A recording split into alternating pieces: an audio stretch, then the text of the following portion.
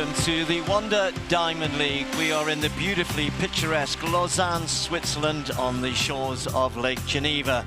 The Diamond League has had a short break for a few weeks as the various championships have been taking place around the world, but it's back in full swing now with many of the newly crowned champions on display here at a track which has a history of great enthusiastic crowds and world-class performances, and we're looking forward to much more of that this evening. The Swiss themselves had a great European Championship, so many of their stars will be on display, and that's why we've got pretty much a full house. The weather, we hope, will play its part. It was terrible last year, if you remember. Really did give us some real issues with all of the rain. We think it's going to hold up for most of the meeting. We really hope so, because we've got a cracking women's 800 metres.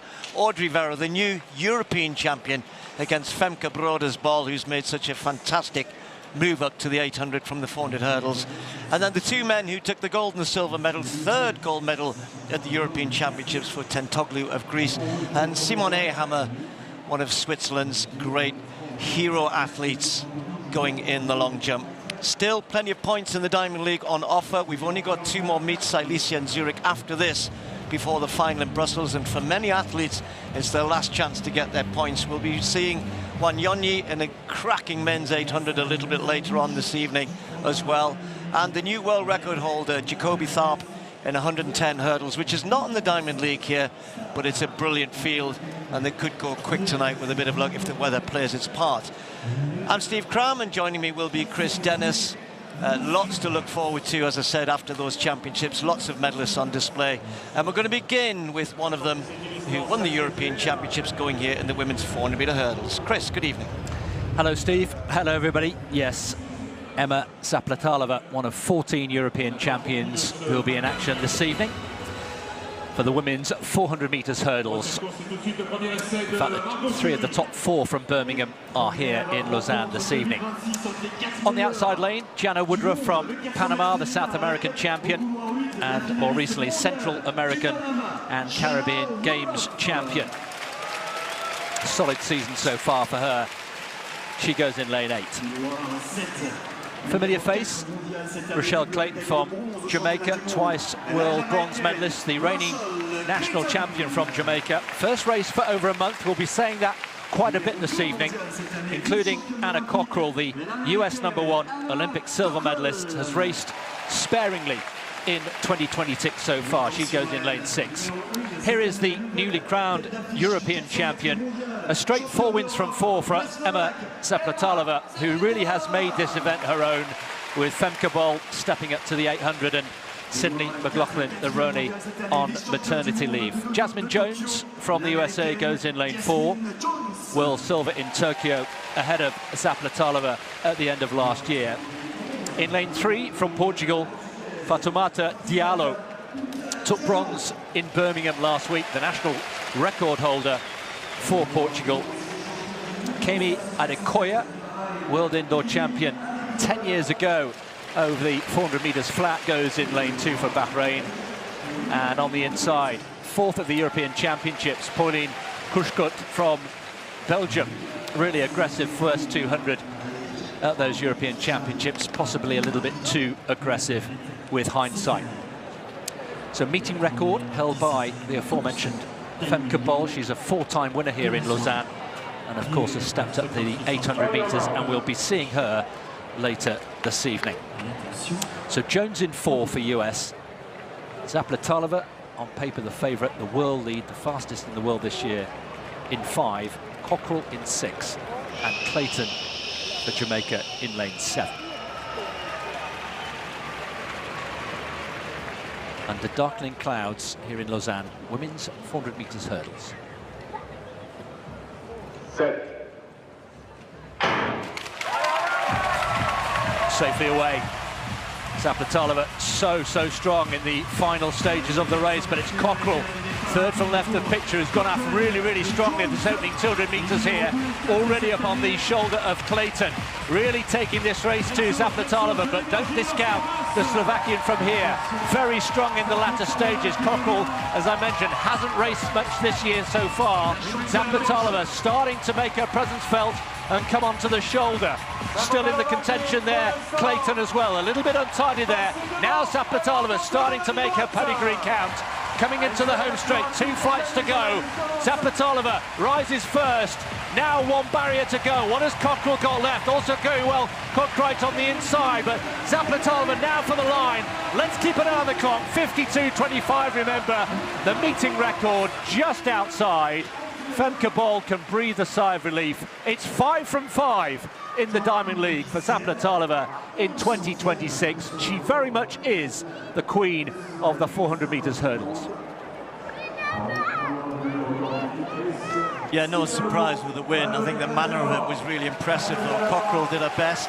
It's tricky around that top bend, and a few fell apart, including Jasmine Jones, who tried to stay with Zaplatalova and really came a cropper and finished in 6th place. What a run in lane 2, though. New national record for Polyen Koshkut. Finished quickly, so let's just talk it through here. Jones got out really quickly, actually. I know you said Cockrell did, but look, Jones was first to rise at the first hurdle. Then, I don't know what quite happened there. There, she's still going really well, the American, and it really does all fall apart for her in the second half of the race. So then it's about Zaplatalova, who's just been so consistent. She had a couple of issues, didn't she, in the middle of the season? You know, they held me back a little bit, but she's managed to get herself absolutely right for, first of all, the Europeans, and what looks like an assault on some of those times in the second half of the season here on the basis of that. But what she will need is this type of race. She needs people with her until those closing stages, and she got that tonight. Anna Cockrell just not able to hold her off the last barrier. Koshkut really impressed with her. She's just got better and better. Ran relay legs as well for Belgium in the European Championships, and I think that flat speed has helped her. That's good in lane 2. 53.28 for third. National record to boot, but Zaplatalova, a 5th win in the Diamond League this season. And away from the track, she's had quite the week as well. She's completed her 2nd degree at university and has chalked off another step closer to becoming an athletics coach, which is something she's like to consider once she's retired. But a long way from retirement, still plenty of running for Zaplatalova. Cockrell in 2nd, Koshkut in 3rd. Okay, the men's triple jump's been going on for the last 45 minutes or so. We're going to be seeing the final 3 in a second. This will be the best jumps of the competition. Most of the action coming in the 2nd round. But what a series of jumps we saw from Andy Diaz-Hernandez at the European Championships, and one of his jumps, which was given as a no jump, certainly looked beyond the world record, didn't it, of 18.29. He ended up with a legal 18.15. Tonight, just been struggling a little bit. They're jumping into a slight headwind. It's not much, but it's certainly there. So this was 17.20 in round 2.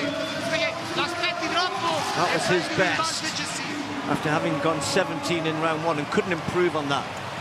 Pedro Pichardo, of course, will be in contention here, the reigning world champion, the 2-time world champion.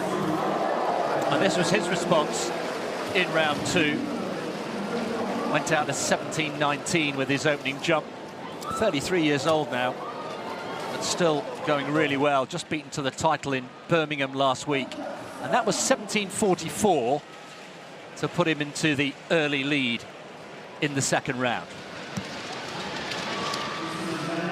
Well, what a season it's been for the Algerian Yasser Mohamed Triki. Big jump in Doha, took him out to 17.67, a new personal best.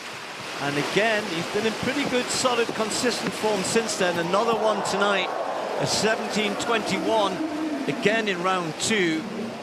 Does that put him ahead of Diaz-Hernandez? I think you might have expected the Italian, as he is now, to respond and go further, but he wasn't able to. So Pichardo, Triki and Diaz-Hernandez are the 3 who advanced. There was nothing really happened in rounds 4 and 5. A couple of them passed, including Triki in round 4. Back that up with a 17.14 in round 5. So now the 3 of them get an extra jump. You can see, as Chris said, the crowds are here, but so are the clouds. We've been told we could get a couple of showers, but hopefully no deluge as last year. So they will go in the order in which they finished. Pichardo will go first. It wasn't amazing watching this man in Birmingham was incredible. Like, that world record now looks within reach, certainly for him. Well, it does. Yeah, 18:15. Is it Jonathan Edwards? 1995. I'm sure people watching at home have got that date etched into their minds. They've been out there a long time, haven't they, Steve? They actually finished the first 5 rounds a little earlier, I think, than scheduled, and it's what, 17 degrees. It's not cold, but they would have wanted to, or would have been expecting, less of a gap between finishing round 5 and starting the final 3. Yeah, the point is to have the final 3 live, and as you said, they probably finished getting on for 15 minutes ago. And given that Pichardo didn't jump in round 5, his last jump was getting on for half an hour ago. So he goes first, 17:44. He's leading the competition. He may well think, I don't really need to do much more than that. But with Diaz Hernandez in particular yet to jump and the form he's in, he'll want to make sure here. So the crowd doing their bit on the back straight. That slight breeze we've had all evening is picking up somewhat, just given the current conditions overhead. You see his shirt rippling a lot more than it was earlier. So the former Olympic champion, 2-time world champion, Pichardo. Not going to improve matters for him.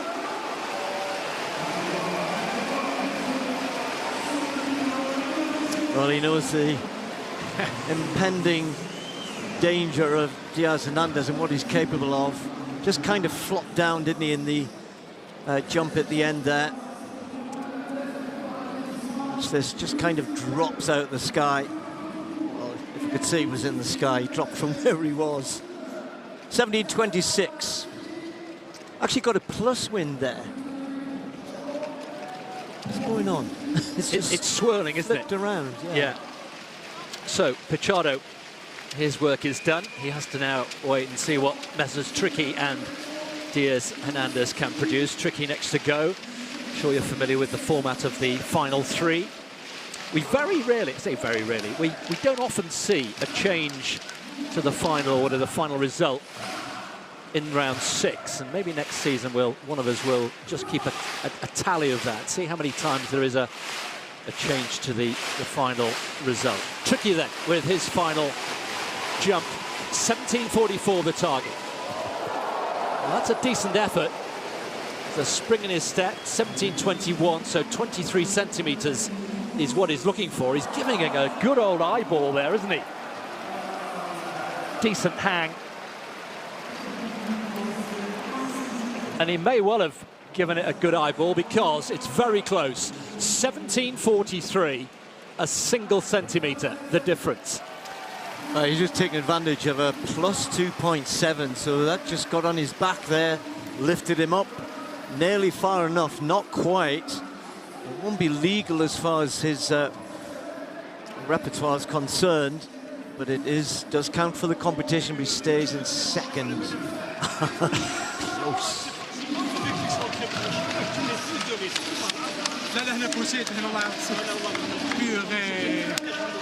So one jump left, and this man is well capable of Diaz Hernandez. That new personal best in Birmingham. As I said, though, there was a jump, a huge effort, but it was only, I think it was plus 2.4, plus 2.5 wind. I can't quite remember, but it wasn't kind of a howling gale behind him. But he needs something here. Final jump of the competition. Looked over the board from where we are there, and it wasn't far enough either. It was a valid attempt. So there's the winner. Pichardo taking this ahead by 1 centimetre at the end from Tricky and Diaz Hernandez third.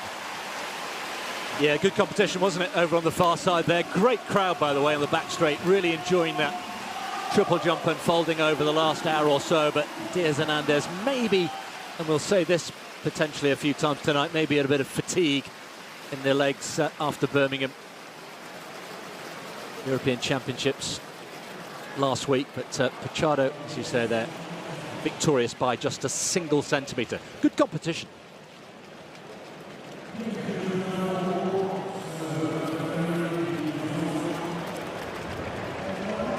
Right over on the top bend, women are out for the 200 metres as the murkiness of those clouds starts to require the lights coming on. It's quite dark where we're commentating from as well. Someone turn the lights on, please. We have a non-starter. Brittany Brown has been kind of coming back. Not raced much this year, so she's a non-starter. But watch out for this young lady here, Kyla White. Going to her in a second. We've got Sharika Jackson inside in lane 6. Well, Sharika Jackson says, I've had a rough few weeks, but I'm getting better. I'm ready to race here in Lausanne. And if they get that win behind them in the home straight, and it behaves itself, they could get something quick here. Well, what a few weeks it's been for Amy Hunt in Birmingham. She won 4 gold medals at the European Championships, the 100, the 200, and 4x1, and the 4x1 mixed as well. Incredible performance from her. Ophelia, Favour Ophelia, goes in lane 4. And Avia Battle, 4th in the recent US Champs over 100 metres, but definitely 200 a better event. Although she's not running as well as last year. Fabienne Hunker, well, she enjoyed her European Championships, had a personal best in the semi-finals, and then ended up in the relay team as well. I think Del Pont gave up a place. She said she ran so well in the heats that she said, you go in the final, I don't deserve to be brought in, and she did another great job for the Swiss quartet. Pointe will be on the outside, excuse me, right on the inside in lane 1. So Amy Hunt, Sharika Jackson, the 2-time world champion, Jamaican in 6. But Kyla White was 2nd in the US Championships and to Shikari Richardson with 10.90. And just before that, in Budapest, she'd run a new personal best under 22 seconds, 21.92. Just behind Gabby Thomas. She's run 3 of her 4 fastest 200s this season. So White might be the one to watch here. Jackson in 6, Amy Hunt in 5, Ophelia in 4. Et attention l'équipe, silence dans le stade. White gets out pretty good. Jackson gets a good start as well. Amy Hunt is right there with them, and Amy Hunt normally runs a pretty good bend here. And Kyla White is just holding those 2. This is going to be a very, very close race because Ophelia's right there. Oh, Jackson's pulled. Jackson's pulled. It's Kyla White with a metre, half a metre. Hunt trying to run her down, but White continues to go away. It's going to be Kyla White who gets this from Ophelia, 22.18. It was a very slight wind, and Jackson is sprawled on the track at the top of the home straight, and it looked as though that was quite a bad pull, maybe a hamstring or something. That's sad to see, because she said, I was hoping to come back. She did say, I've had a tough few weeks, and assume that was injuries. But Kyla White continues this good form she's in. 100 and 200 metres. Good field here, beating the European champion who ended up in 3rd place there, maybe on some slightly tired legs. I think she got 3rd. There's a photo finish. Pity about Jackson there, but what a good performance from Kyla White. Kyla White, yeah, you mentioned, came into this in great form, in complete contrast to Sharika Jackson. And already there, even before she pulled up, she didn't look entirely comfortable. She said, I'm way off my best, low expectations for this race, but I'm coming into this week feeling a bit better than I have. But here it is, any second now. It looks like the hamstring, there it is, and it was dramatic, wasn't it? Amy Hunt did well, actually, not to be disturbed by that, and then it was a battle for 2nd and 3rd, and Amy Hunt, it's just come through, has been given that. Isn't that interesting? Because I think Ophelia almost turns away. Watch, as we see on the slow motion replay here, Chris. White wins. Amy Hunt is probably 2nd there. The momentum is with Ophelia. And look, she's looking at the scoreboard. Oh, it almost looks like, you know, she always twists rather than leans. And then the lean from Amy Hunt has given it I don't know about the thousands. They're beginning exactly the same time at the moment. Yeah, shades of Nadine Visser. We're going to see her later on in the 100 hurdles, the propeller arm, as we call it. There we are, there's the result. 0.003 of a second between Hunt and Feely. The winner, Kyla White, showing that good season ahead for her, what's left of it.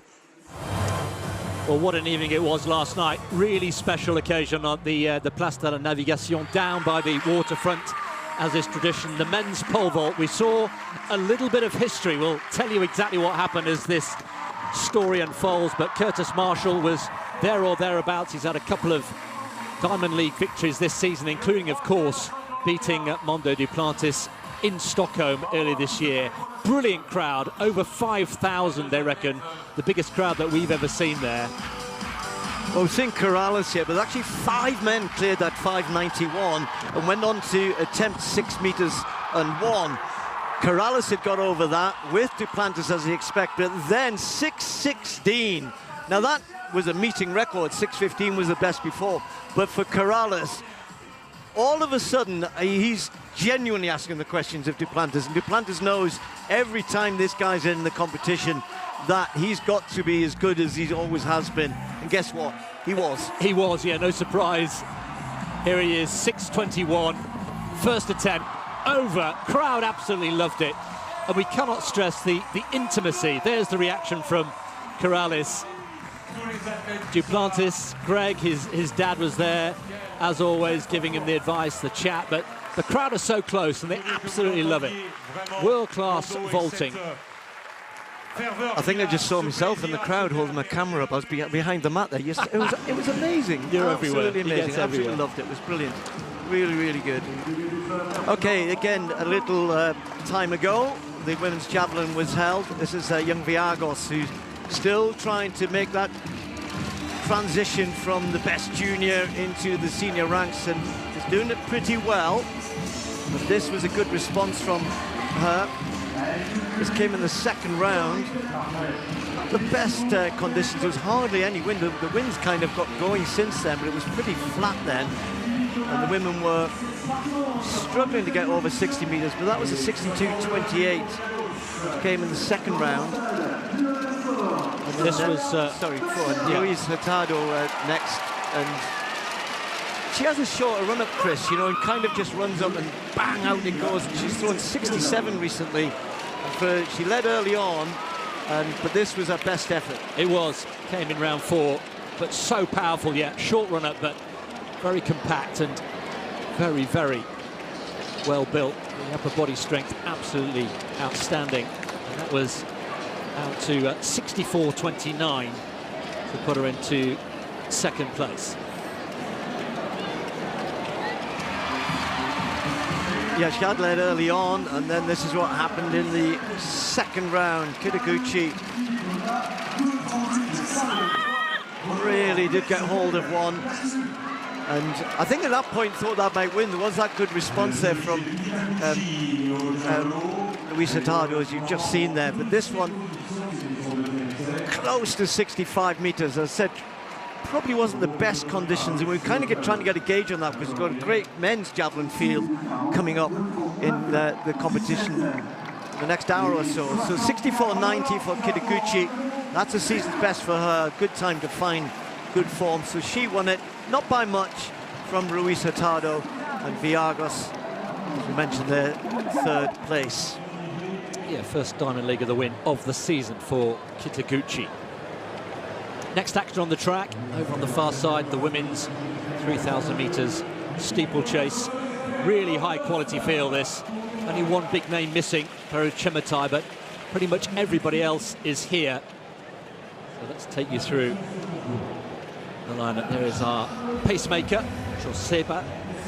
We'll talk about the pace in just a moment. But we've got 2 of the 4 fastest women in history here in Lausanne, and 12 of the top 14 this year. That's how strong this field is. There is Faith Cheritage, world champion, and more recently Commonwealth Games champion in Glasgow. This is her first race since then. Winfried Jarvi, the Olympic champion, second fastest in history, around 8:52 in Belgium in her last race. She's in decent form.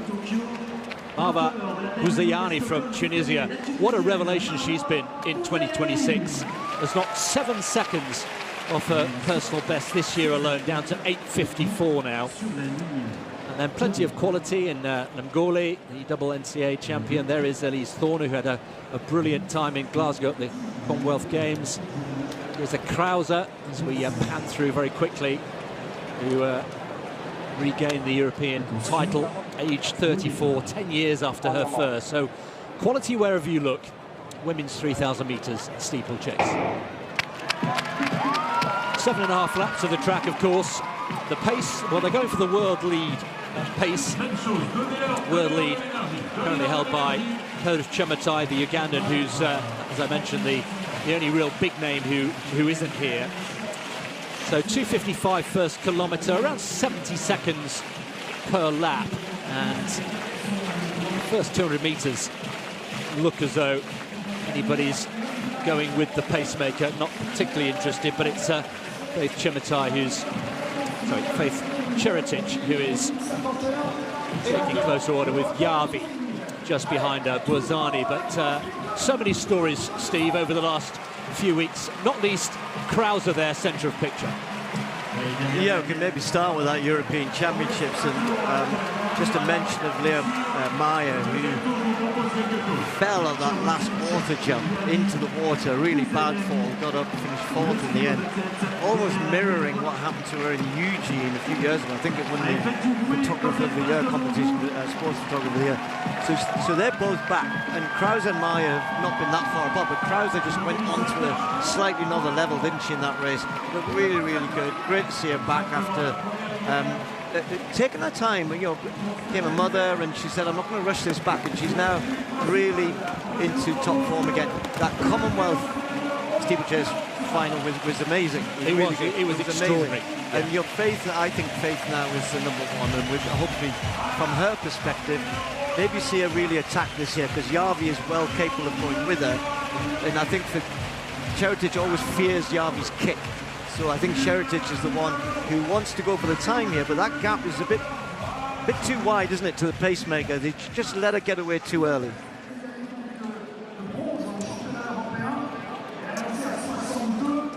Okay, this is what happened a little earlier. Nina Kennedy was warming up for the pole vault, and for whatever reason wasn't feeling good. She's had some injury problems, has had various things over the last couple of years, her back, and missed the World Champs last year, and sadly for her, worse, same, better, same. I think the verdict was not to compete, so sadly will not be in the pole vault final tonight. So the aforementioned men's javelin, can't wait for this. Patrage, the first we're going to see. This man who's just grasped the world #1 spot. That one out to 85 metres straight away, setting a bit of a benchmark. Brilliant at the Commonwealth Games. We had a whole lineup of the world's best there, including Chopra, who is back. Great to see him back competing as well. So Patrage, the two of them are very, very good friends. The man from Sri Lanka, though, is definitely the #1 at the moment. So we'll talk more about those two and the likes of Anderson Peters and Vadlech and Thompson as the evening goes on, as he gets his jacket back on. Probably a wise move if you've seen those dark clouds. Yeah, they're getting a rather ominous. So back to the steeplechase, just gone through the first kilometre in just outside 3 minutes. So 2:55 was the pace required. As we can see, the field really not going with the pacemaker. So Cheritic, followed by Yavi, then Bouziani, the big names we featured in the lineup. Namgoli there in 4th place. But Cheritic, I agree, Steve, has really made this event her own over the last few years. Still only 22. It's frightening, really, how brilliant she's been. She's got great flat speed, technically very accomplished as well. Bouziani mentioned the progress she's made has been really impressive over the last 12 months or so. But we should talk about Elise Thorner as well. Currently down in about 6th or 7th there, left of picture. Had a brilliant race in Glasgow. Reeled in Chematai to take the silver medal behind Cheritic. That was a terrific race. We've had some really good steeplechasing in the last few weeks. Yeah, Thorner had a disappointing European Championships, given the expectation, I think, from her and others. after what she did at the Commonwealth Games, where she won the silver medal and just finished like a train. I think 2:56 or 2:57 last 1,000 meters, which was amazing. They're going slower than that today. I'm a bit surprised. They're reasonably well stretched out, and Jarvi has decided, well, if Čeretic isn't going to go hard here, and she's not going hard, then I might as well get this moving. I'm a little bit surprised that Čeretic didn't want to go more with the pace, because it's, by their standards, it's not that quick. No, Jarvi had actually made some noises in the run-up to this meeting that she wanted to go quicker than the actual stated time, the world lead of 8:51. She wanted to go something nearer to the world record, 8:44. You'll probably remember if you're watching at home. But it's somewhere in the middle at the moment, and Lausanne there in third place. Elise Thorner said she used up all her brain cells in the Birmingham final. I think she just felt she was a little bit fried. Still learning the event. Went to just disappearing out of picture. There she is. She's just a little bit removed from that leading group of 5. Went off to spend some time in the States and then came back. Didn't realise that Helen Clitheroe, who's now her coach, had been keeping an eye on her from a distance, and was quite flattered actually to say, "What, me? You were looking at me and following my career?" And now she's working with Helen, who is here in Lausanne, by the way, for this meeting this evening. Lebengola kind of hovering. Remember last year where she won the rained in the rain. Splashing around when he raced that one. Thorner was in it as well. Just a bit detached now. Lexi Halliday's doing a great job, the American, in with that group of 4. So the pace just beginning to tell a little bit. But it's only, I say only, there was a 3:05 kilometre there. So they're running well outside 9-minute pace. I suspect it'll, of course, it will pick up over the last 600 metres. It's bound to. But you know, for the likes of Thorner and the rest of them, anything around 9.5, 9.6 would be a good result, as Krauser seems to be struggling a bit with this. Yeah, down in 8th place at the moment, just keeping an eye on her. Kena Tufa, we should also mention her, the Ethiopian champion, only 20 years old. She's the latest athlete to go under the magic 9-minute mark. Only 17 women in history have done that, and she is the 17th. But this group of 5 now starting to pull clear, with Halliday just at the back of that group, and Thorner just trying to work hard to get back onto that leading group. But Čeretic has taken closer order here into the 3rd kilometre. Just a little stutter, but Jarvi is still there. Buziani as well. Well, this is a great run from Lexi Halliday. 9.8 her best, 9.12 best this year. She can just hang on with into the last 600, and there's 4 of them there, so she's got people to work with. Yes, the race at the front, we're going to expect it, Jarvi and Čeretic, and Jarvi's just got the best kick normally. This is going to be interesting, because I think Čeretic would like be forcing the pace a little. Maybe she's a little fatigued, who knows, but she really should be in front of Jarvi at this point. Coming into the home straight then for the penultimate time, it's Jarvi leading the way. Čeretic in pursuit, and then a little bit further back, Buziani from Tunisia. Jarvi, though, just stretching away, trying to make up with the wave lights there as they hit the bell. 7:54. It really has quickened here, and Jarvi's got on her bike here. Čeretic in pursuit. These two well clear now. Battle for 3rd unfolding behind them, but down the back straight goes Jarvi. So the head-to-head does not make good reading for Jarvi. She's lost 5 of the last 7 meetings, but as things stand, heading for a well overdue victory here. Looking fresh, doesn't she? Doesn't she look relaxed? The shoulders still nice and comfortable. Čeretic, surely too much to do here. 200 to go. Čeretic has got to go now if she's to overturn this race. One final water jump for Jarvi. Successfully negotiated, didn't even touch the barrier. The tucked under leg technique there from Čeretic. Now just one single barrier to go. Čeretic surely has got too much to do. Jarvi, the crowd roaring her on. She's clear, and now a race for the line. A really polished performance from Jarvi. She talked confidently in the run-up to this race, and she's won it. A new meeting record, just outside 9 minutes dead. Čeretic in 2nd, Buziani comes home for 3rd, Lemengoli in 4th, and Halliday. Well done to Lexi Halliday, taking 5th place, but that was a real statement run there from Winfried Jarvi, who had to settle for 2nd all too often in recent meetings against Faith Cheritage, but not tonight. Järvi with the victory and a meeting record. Yeah, very good. Interesting. I mean, Järvi would normally, for me, when the two of them are together, has the better pace, except the Cheritage is the better over the barriers, even when they are running quick. You know, she takes the barriers better in her stride. But Järvi obviously thought, I'd like to be in front, controlling that. And to be honest, from 500 out, she just was moving away, and then with 200 to go, that gap just got bigger and bigger and bigger. So, really nice run. Big last 1,000 metres, what, about 2:55 thereabouts, meeting record. And then Cheritage just looked, you could tell, you know, Cheritage, if she was really feeling good, would have gone with the pace a bit more, would have put the pressure on Järvi for longer, and then trusted herself to last it out. For whatever reason, she obviously didn't feel she could do that tonight, and therefore Järvi comes away with the win.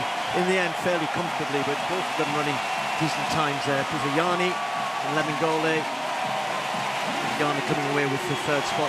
Lexi Halliday smashed her personal best by half a second. Good run, though, from the American, really good. It was. Elise Thorner down in 8th ahead of the two of the Germans, Olivia Goertz, who took bronze in Birmingham.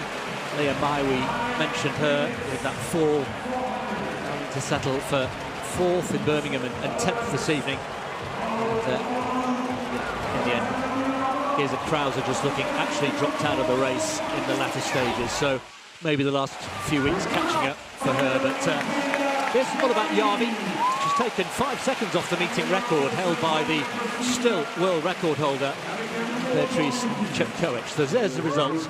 Järvi from Cheritage from Puziani.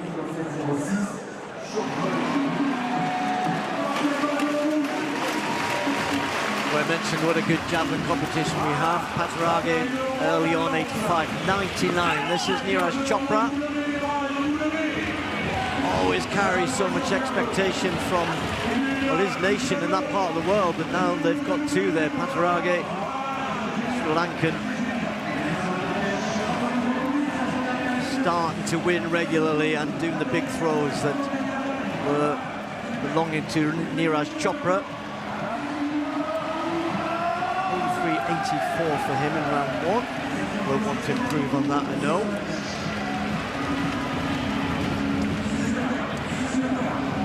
Might not be the best night. It's going to get a little chilly as well. Hopefully the rain will hold off, particularly for the pole vault. Yeah, so great support for Angelika Moser for Switzerland. First attempt at 464. All 7 medalists, by the way, I'm not sure if you said that earlier, Steve, but all 7 medalists from the European champs for Switzerland are here this evening. Got a great reception when they were introduced to the crowd earlier on. There's Moser going over safely at 464.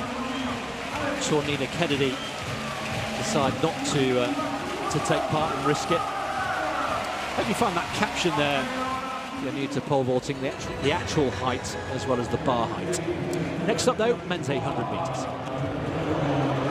Well, yes, if the weather behaves, this could be very, very quick. The guys have asked, I'm not sure who's asked, I think it's Marco Arov, for 48.5 through 400 metres. Siratsky will be the pacemaker, and next to him, sharing a lane, Bludek, who was one of the surprise packages of the European Championships, took the silver medal in a, well, I say a stacked field. The 1 or 2 people didn't make it to the final. The semi-finals, the Europeans were very quick. 143, one of them. Bludek stood up in the final and came away with a silver medal. Really big performance. Now, went home, had a little bit of a rest, but while he was there in Edmonton, ran an incredibly impressive 140, low 142 on a windy day, a pretty breezy day, on a track in Edmonton that's very open to the conditions, and that was incredibly impressive. So he's in top form. Wanyonyi, after a bit of a, well, after that 1,000 meter race in Monaco, where it was absolutely sensational, they nearly broke the world record. After that in London, not quite so good.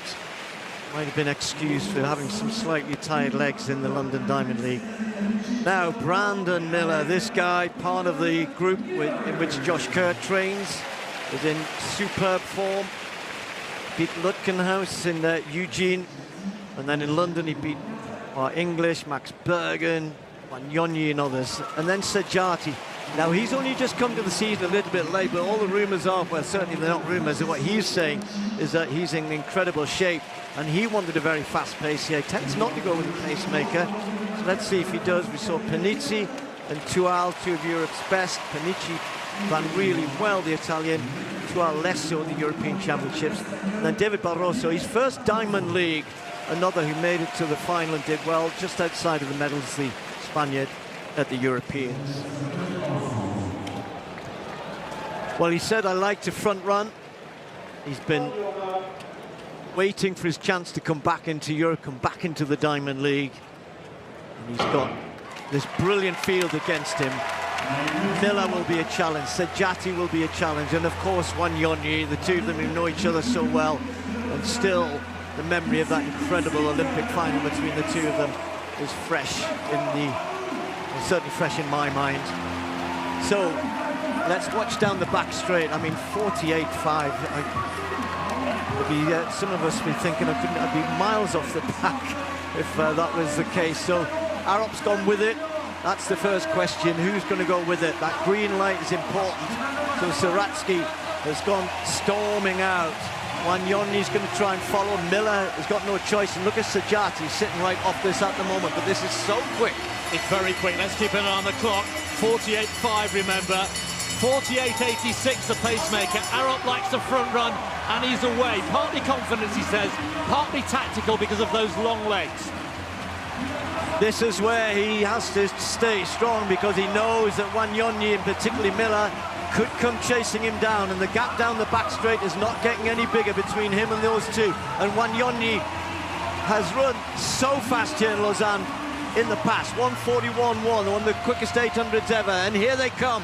They're starting to slow at the front, but that's Arup. The others are charging, and watch Sajati as well. Brandon Miller will be a threat here to Wanyonyi, waiting to go past the big Canadian. Miller is close, Sajati is close, the big four. Arup trying to hold out in the front, but Wanyonyi now going, and here comes Sajati down the outside. Sajati charging, is he going to get there? Wanyonyi's just about going to hang on. 1:42.19. Sajati and Miller second and third. Well, Arup went for it, paid for it. That hurt. When you've got legs like his, they fill with lactic acid like nobody else's. But Sajati perhaps just judged that a little better through 400. Keeps going. We know how good he is in the home straight. So is Miller. But hats off to Wanyonyi. That's a big comeback for him after London. Really good performance. And remarkably, Steve, it's his first 800-metre victory of the season. We remember seeing him in Rabat, didn't we, at the start of the year? Lost to Max Bergen, beaten in London as well. Just that 1,000 metres in Monaco. So long overdue. Timed it to perfection. Became a father as well, so had to miss, I think, Stockholm it was. So it's been a busy year for Wanyonyi, but he'll be delighted with that. Yeah, you know, I still wonder. I watched that race that Arup ran in Edmonton. He went through in 50 point something, 50 low, and looked good on the second lap. And you just go a bit too quick, and he's gone through there. He was right on the pacemaker, ran 48.8. So let's say he was 49. We'll get it eventually. That second, or even half a second on the first lap, if you just do it too much, it doesn't matter who you are, you're going to pay for it. And he has done there. The others were just a bit off it, particularly Sajati, who's probably closer to 50 seconds at the bell, and has managed to finish a little bit stronger as well. Miller continues to impress for me as well. But, hey, Wanyonyi's back. Good to see. Yeah, very much so. For those who like to compare the numbers, David Rudisha, when he set the world record in London in 2012, his 400 split was 49.2. So they were quicker, slightly quicker today, and maybe that's what cost them. Certainly cost Arup. Well, a win for the Olympic champion. There you can see the times, and a season's best for the Algerian. Others a little further down, still running quick. Well, that was a bit better from him as well, 1:44.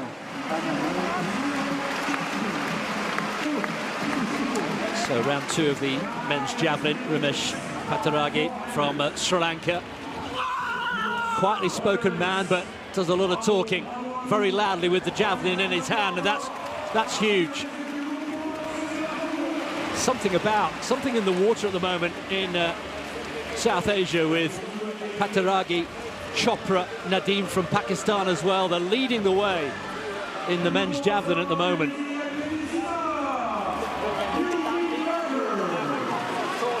Well, he's getting better round by round. 87.06 in round 2. Anderson Peters.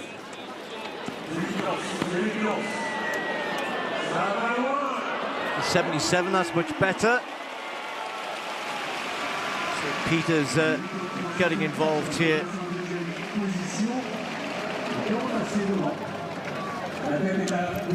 That's javelin competition. It's hard to. I know not everybody who was maybe saw Commonwealth Games.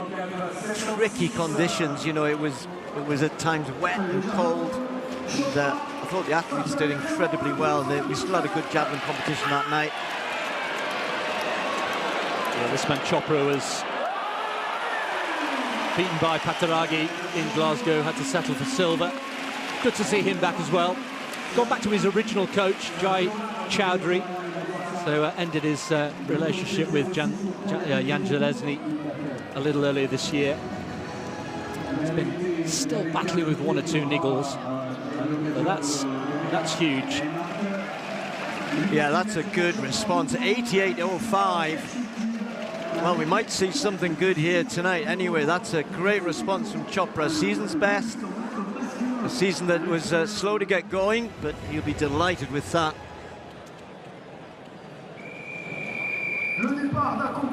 Cy Russell, the Olympic champion in a stacked 100 metres hurdles, coming up very shortly. Panama, early stages in the pole vault. Nicely clear.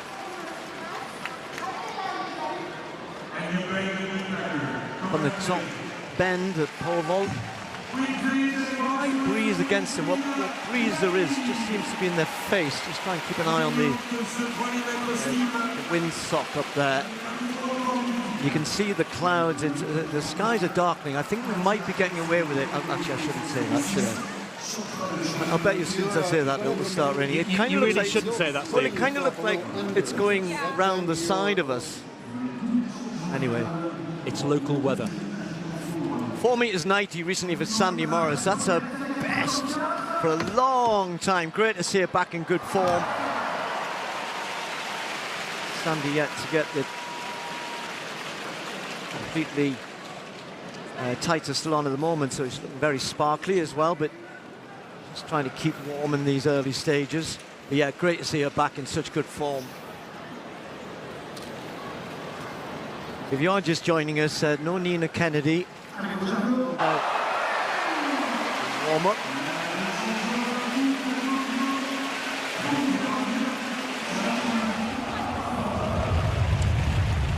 So let's go back to the track, and we just saw Cy Russell features in this women's 100 hurdles. The Olympic champion, Russell, is here, the world champion and the European champion. We have 4 Americans in total. There is Demisha Roswell from Jamaica, national champion. Controversially, was left out of the Jamaican team for the Commonwealth Games, and it was down to a simple administrative error. She wasn't best pleased, as you can imagine. Another DNS in Armstrong. Aaliyah Armstrong from lane 2 is a non-starter. So Roswell, personal best of 12:40, which she ran in June. So lane 2 is empty. Aisha Johnson, US number 2, finished second in the USOs in July, Olympic finalist. Listen to the roar for the next athlete in lane 4.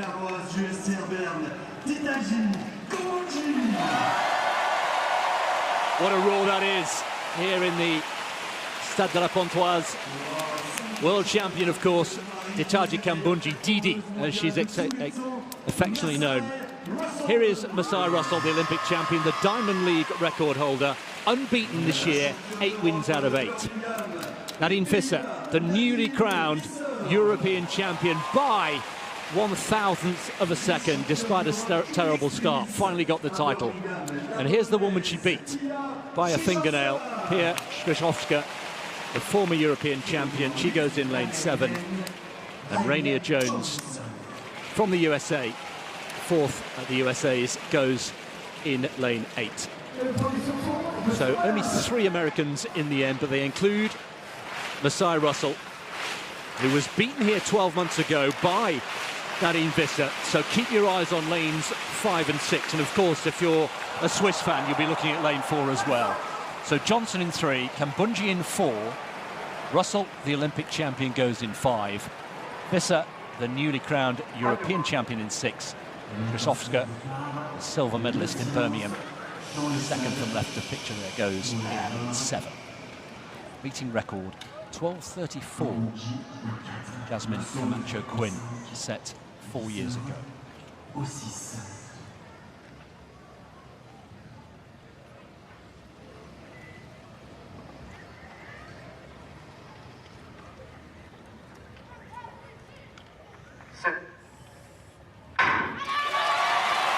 Away first time. Russell's made a great start first to the first barrier. Visser's got a lot of work to do. Also Kambundji also in her wake. Visser now starting to come back at her, but Russell's got this one. Russell wins it. 12:26, the very slightest of headwinds. Masai Russell, who hasn't run for a few weeks, and we can say that of many of the Americans. They haven't had a major championship, unlike most of the Europeans and those from the Commonwealth Games countries, but she's beaten the meeting record. She's taken quite a chunk off that 12:34. Visser in second place, so the result reversed from 12 months ago. A little bit of revenge there for Russell over Visser, and Johnson coming through celebrating a very, very impressive third place. Meeting record, that one of Camacho Quinn, gone quite impressively as well. I did enjoy this race because Russell does what she nearly always does. Great start. Visser's not going to be quite as good. Then you think Visser's going to put her under some pressure. Visser hurdling well. And look, when we get to about halfway down, almost level, is Visser going to go ahead? No. Russell then just keeps that real good momentum going, that rhythm going, beautiful action over the barriers, with that speed in between, doesn't lose any of it when she comes off the barriers, keeps that momentum going forward. 12:27, really, really good. Now, just checking, it was a very slight headwind. It's shifting around all the time. I mean, 0.2, almost nothing, but imagine if that had just been that +1, was getting towards +2. We're getting greedy, aren't we? We are. Yeah. I mean, she's run 12:14 this year, second fastest in history. I don't think we're ever going to be looking at that sort of territory this evening, but yeah, a slight tailwind would have buffeted her along. It's a fast track, newly laid, by the way. Just about to say, Patarange. Can he respond? Chopra, 88.05 in the second round. Oh, that's another good throw.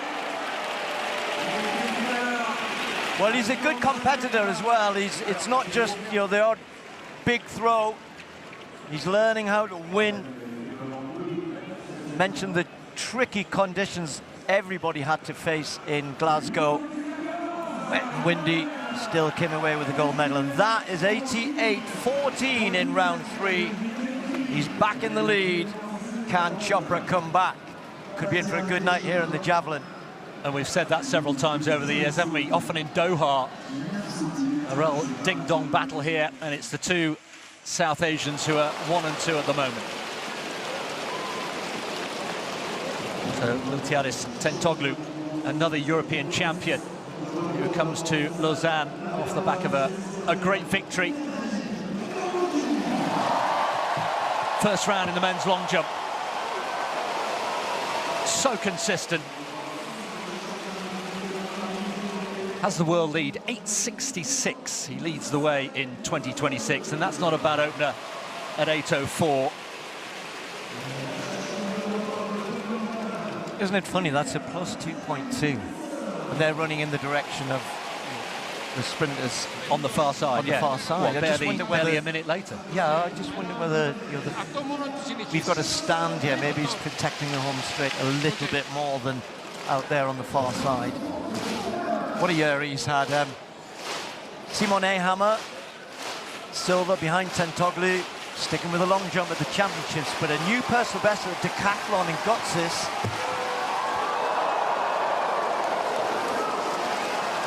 Good opener, decent. But yeah, he said, I'm going to decide this winter, I'm going to decide what I do in LA in 28. Will it be the decathlon? Because I think it gave him so much confidence, because he's always said my throws aren't good enough to win a medal at the Olympics or the Worlds. Hence, he keeps going back to the long jump. But that was a big performance in Gutses. So he said, I'll see the rest of the season, long jump, in the winter, I decide. Yeah, and you can't blame him, can you? He was also asked whether he had any regrets at not doing the decathlon, because I think the implication of the question was you could have had a gold medal. The winning total was not enormous, and he said no regrets. So back to the pole vault, Sandy Morris. Are at 474, and if the women here can match anything that we saw last night down at the lakeside, we're in for a real treat here. Really good competition, and like last night, we've got a really good crop of top quality Americans taking part, and they played their part last evening as well. So Sandy Morris, that was her 10th, talking about the Americans, that was her 10th US title. 10th. Amazing consistency.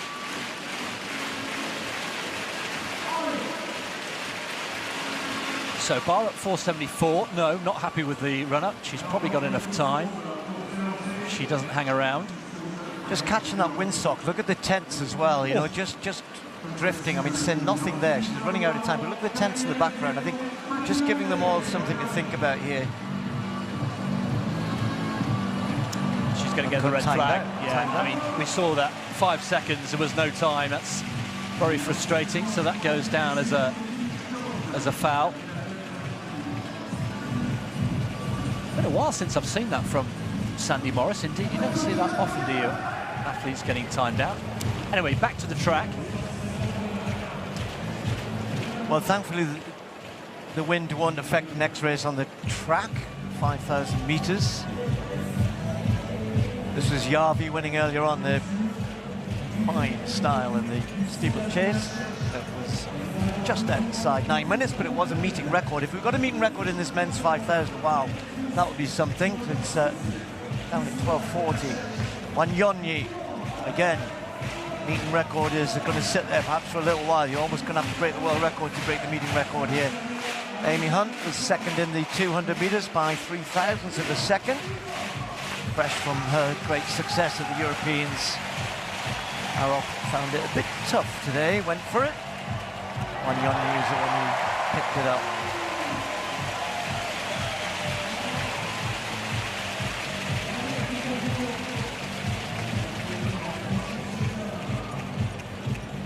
And we've just seen Masai Russell with another meeting record, 12:27. This should be good as well. Men's 5,000 meters. Talking about Americans, you wouldn't always kind of go, oh, the Americans are going to could well dominate this, but let's see. As they've got their best here, pretty much all of them, including Grant Fisher, back on the winning trail in the Diamond Leagues, and then some of his teammates, Graham Blank, Parker Wolf. Really interesting setup here for them. Pace that's been asked for is quick, but not stupid quick. So I think they're aiming for something around about 12:50 or so. And Balu, who's the fastest in the world this year, just will be hoping that this is his night as well, because he doesn't finish quite as quick as some of these. Here's the big kickers. All of them can kick, but particularly Fisher and Parker Wolf. Talk about them as they get going. Grant Fisher's kind of rediscovered the sort of form that he had in Olympic year. What about Labalu now? Free to run for Switzerland since April, and picked up a medal in the 10,000 meters at the European Championships. Crop, probably the best of the Kenyans on show here. In fact, well, you could maybe argue Matthew Kipsang will come on to that in a second. There he is, medalist, won the Commonwealth Games title. Others in here who will run quick, full of talent as we go down, including Nico Young, although he's had his problems this year, injury problems, and not quite sure what we'll get from Nico Young. Is he back to the type of form where he can contend with the rest of the big names here? We're going to find out. 12.5 laps of the track. Should be lapping in somewhere between 61, 62 seconds, that sort of pace. Let's hope the weather continues to behave itself as it is at the moment. Grant Fisher. That race in Oslo, 3 Americans under 12.50, the first time ever that has happened. They were all very close together and not much under 12.50, but they were. Pretty much a sellout crowd here in Lausanne. And the guys have been out there quite a while now on the start line, but here we go. $5,000 meters. Always produces good performances here in Lausanne. The pace and the lights we'll be keeping an eye on, as I said, somewhere around about kind of high 61, 62 seconds, and then try and set this race up for what will undoubtedly involve a few in a burn-up at the end, I'm sure, because it's the way many of them like to run, and one or two others may want to try and keep the paces fast and hard as long as they can. We'll let these first few laps click away, and hopefully the guys will go with the pace and set this up nicely. Yeah, Nico Young has gone out early to the front, tweaked his quad a little bit earlier, was due to race in Stockholm and Oslo, but couldn't make it. And so this is his first 5,000 of the year, and it's a long way from the States, so he wouldn't have made that trip had he not been in good enough shape.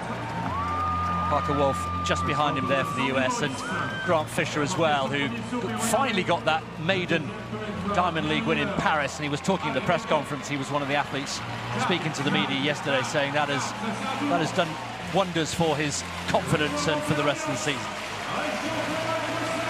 Yeah, it was another good race in Paris, and the kind of, here we go again. These guys know each other so well.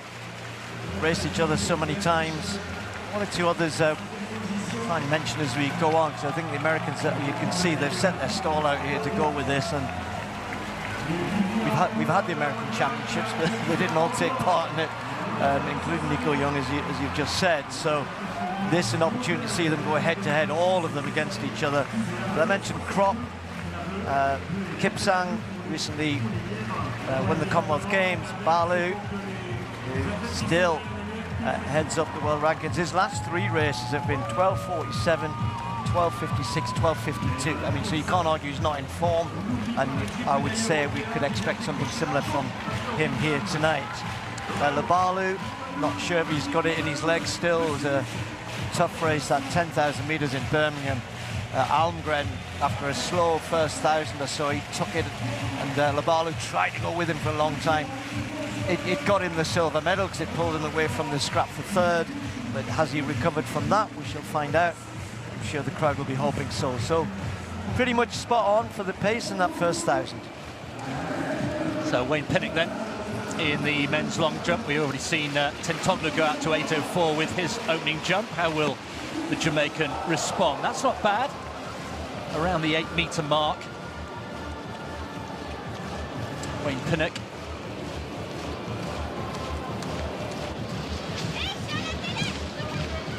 That application to try and switch his allegiance to Turkey turned down. He has been training and competing in Istanbul in recent weeks. But here is the 4-time now European champion, equaling, by the way, Heike Drexler for successive European titles.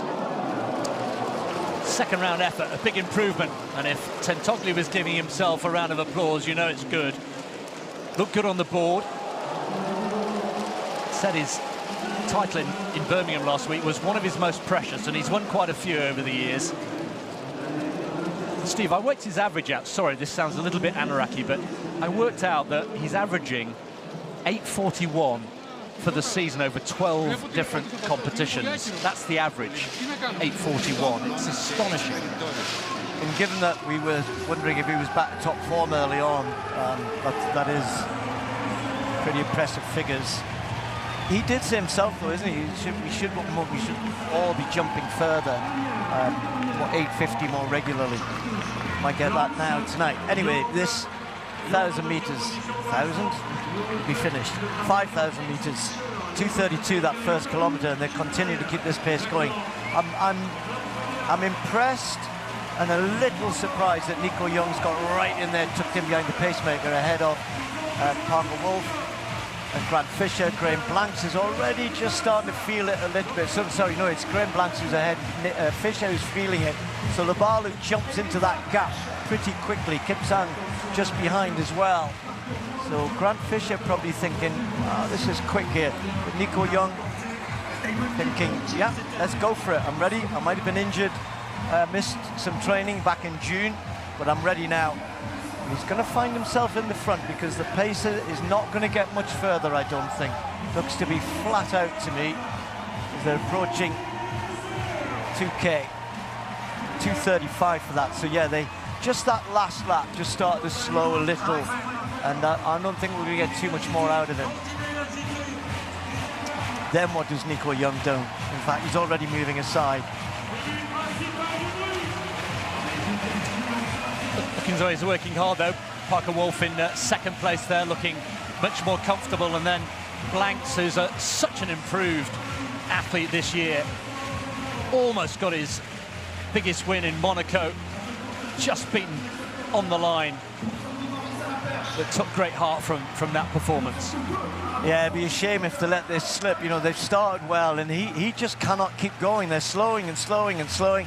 Nico Young, you know, if you're going to slot in behind the pacemaker, you've got to be doing that because you're ready then to take it on. And he's now finding himself in the front, so he's got a decision to make. They are slowing almost with every step here. The field is bunching up.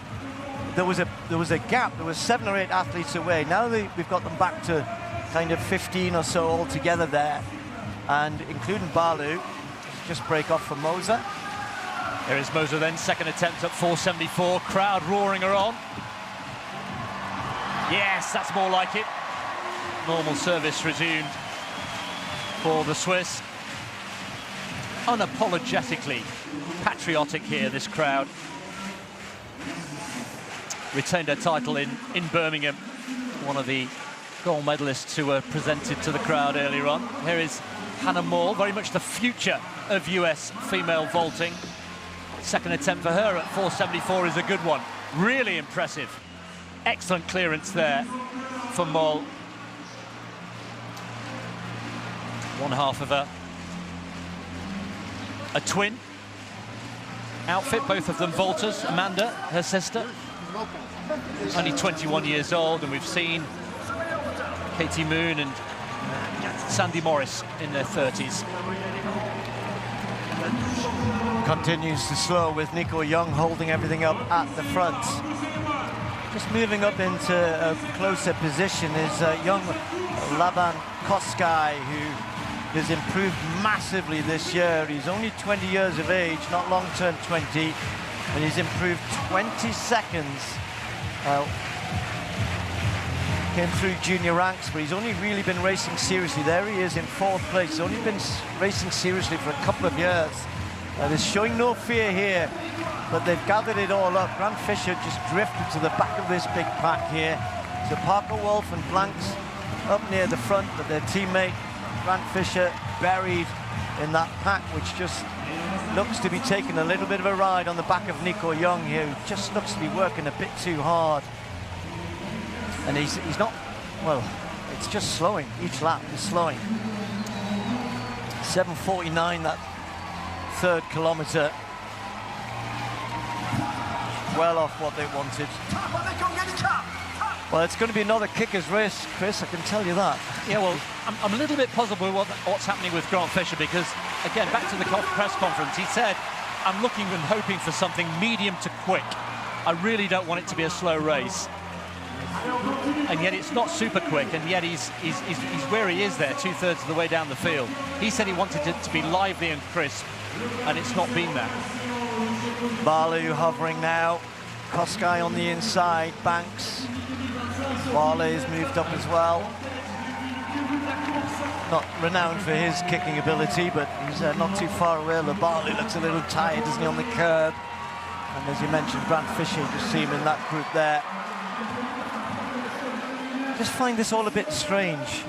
That Nico Young seems to be working so hard. It's almost as though, I don't know whether had he said to the guys, look, I'll take it on after pacemaker, but now, you know, he's gone so slow.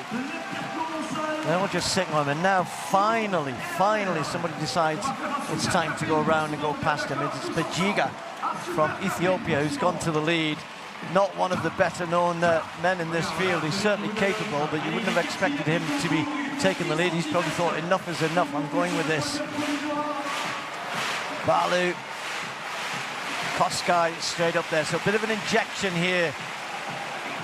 Parker Wolf, Blanks there, Nico Young still in the group. Fisher trying to get a little bit closer. 3 laps to go. Yeah, just keeping an eye on Blanks there, and Lubalu just starting to make his presence felt as well. Bejiga, I'd be surprised if we're still seeing him at the end of the race, but he's taking it on. Balu there, second fastest in the world this year. Young still looking pained, doesn't he? But still there in contention. Parker Wolf looking much more comfortable for me. Lubalu starting to move up on the outside in the black strip. A Swiss crowd getting excited as he takes closer order. Kemboy trying to hang on to that group. Fisher still a little bit further away than he'd like to be, and as we get into the last 1,000 meters, Barlow on the shoulder. He doesn't have quite as good a kick as some of the others, so he'll want to make it a bit of a longer run for home, you would think. Nico Young is still there. Parker Wolf, who can finish very, very fast indeed, is there. Laban Koskai on the inside, then Lubalu after that surge is now finding others going past him. Sime now in the group. Grant Fisher just trying desperately to hang on to the coattails of that leading group of, what, 8 or 9. He's at the back. Graham Blank's there, very much in contention. Nico Young still in 3rd place. And Lubalu, for me, looking very, very comfortable indeed and threatening. Sime moving up on the outside. Others there starting to gather as well. Balu, well, you'd think will feel that, and you might want to just hold on to the lead, but Sime goes straight past him. Balu slots past Bejiga, who starts to go back through the field. Parker Wolf, the first of the Americans to respond as they come round now. This time it will be to take the bell when they get here, and Sime's made this the first big push. Nico Young is still there. Blanks moving up as well. Still has pain etched on his face. Now, Blanks as well coming wide, jostling for position as they hit the bell. 400 to go. 400 to go. Seymour struck first, but Balu is still there. Look at Graham Blanks, the 3 Americans sitting behind these 2. Parker Wolf, just a little bit tucked on the curb at the moment. Will he be able to get out? Blanks could well block him in if he moved up a little bit, but Parker Wolf is following in the footsteps of Sime, staying as close as he can to him and Balu. We'll hope it opens up for him in the home straight. Now the gaps start to appear, and Blanks tries to move up as Balu makes it the big bid with 200 to go. It's Balu from Sime, Blanks and Parker Wolf and Nico Young, the 3 Americans, being left by Balu at the moment. He's got 2 meters, turning it into 3, starting the lap runners, and it looks as though this is going to be his, into the home straight. They cannot match him this time. Balu has got enough to pull away. Parker Wolf is going to move into 2nd place behind a very impressive Nico Young. Balu takes the win, 12:57 from Wolf and Nico Young. I think Kemboy might have just got ahead of Blanks, close there for the lesser places. Well, hats off to Balu. I said that he doesn't always have as quick a finish as some of the others, but he certainly had more than enough tonight. I think Sime helped him, kind of got it moving from 600 out, so it was a bit of a long push for home. That was a big last lap and a big last 1,000 meters, around about 2:27 thereabouts, but most of that happened in the last 500 to 600 meters. Parker Wolf got the better of his teammates. really disappointing performance from Grant Fisher, but a very encouraging one from Nico Young. Yes, it was. It was a curious race, wasn't it, from Nico Young, who led the way and then did nothing with it for quite a big portion of that race. The Americans actually getting 2, 3 and 4 in the end. Wolf, Young and Blanks. But when Ballieu went, he went emphatically. And actually, we mentioned him just once in the race, Steve. Matthew Kipsang right at the start. It reminded me of the way he won the 5,000 metres at the Commonwealth Games. 200 to go, and it was a blistering, devastating kick. And it took him to the title, and exactly the same thing happened here with Ballieu here in Lausanne this evening. Yeah, as I said, I think he was just helped a little bit. I thought Wolf was... He didn't have enough over the last 200 anyway, but when Ballieu went, he was just checking, has anyone come with me? No was the answer. And Parker Wolf just stayed on the curb, and in the end he kind of had to come all the way around everybody to eventually get second place in the home straight. Watch him there, just kind of jumps out from behind the others and then releases his big kick. Could he have done more? 200 to go, could he be in a better position? He only finishes 5 or 6 metres behind. He might want to go back and look. If I was his coach, I'd be saying, be a bit braver, you know, 250 out, get yourself on the shoulder, get yourself in a position to contend. If you come second, you come second, but not because you got caught out, not because you got left. But let's congratulate Ballieu on another big win. That's another sub-13 minutes, his fourth. I said his last three were 47, 56, 52. There's a 12, 57 to add to it. Very good indeed. First 6 men all made it under 13 minutes. Decent run from Ballieu as well, considering that 10K at Birmingham was pretty tough.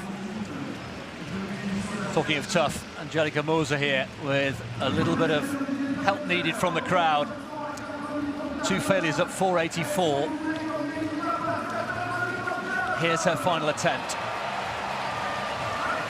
She is leading the competition from Hannah Moore. We saw her a little earlier, Katie Moon and Sandy Morris. So again, US 2, 3 and 4 as things stand, but Moser needs this to stay in the competition.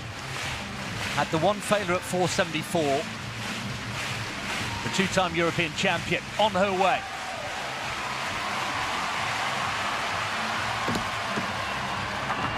Oh no, not to be, even with the home support. So, Moser, 3 failures. Hannah Moll will be next to jump.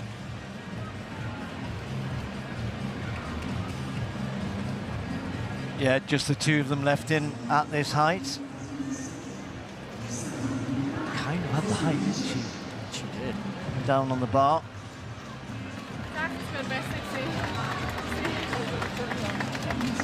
That may be a bit of disappointment that I think tricky conditions for the women. I just think maybe it's not been that easy at the top part of the track. This is Anderson Peters in the javelin. 2 88-metre throws from the big guys, Patarage and Chopra. And Peterson himself going beyond, well beyond 85 metres. 4th round. Commonwealth medalist. Nisha's a good one there, 86.61. So that's good enough for 3rd, obviously, after the 288 throws. And it will be his season's best. Not by much. 20 centimetres or so. But it is the best he's thrown this year. So shaping up nicely. Still looking for that 90-metre throw. We've seen a couple this year. Back to the long jump. Here is Jorge Bordelin with his 3rd round effort. Lying in 3rd place. Oh, that's better. That is better. Body language is good. He likes it, the Cuban. 792 was his opener, and no jump you can see there in round 2.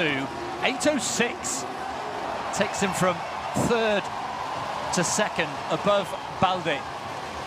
the Portuguese. Tentoglu still leading the way, the European champion. Yeah, that long jump as well, kind of, Tentoglu is 8.24, but again, you were looking at, guys in really good, Saraboyakov in great shape, going well. Anyway, Hannah Moll, can she sneak this at the very end? Third attempt, 84. Oh, she's done it! Wow! Well, the American takes this pole vault title here in Lausanne, the only one clear. 74 sorted out Moon and Morris, Iris, and then the crowd so wanted Angelica Moser to get the win here, but the 84 looked as though it might be too much for both of them, but that's perfect from Hannah Moll. Really, really good. That's the way to do it. That's the way to do it. Altogether. Yeah, brilliant, isn't it? I mean, that's a glimpse into the future, perhaps, of US vaulting.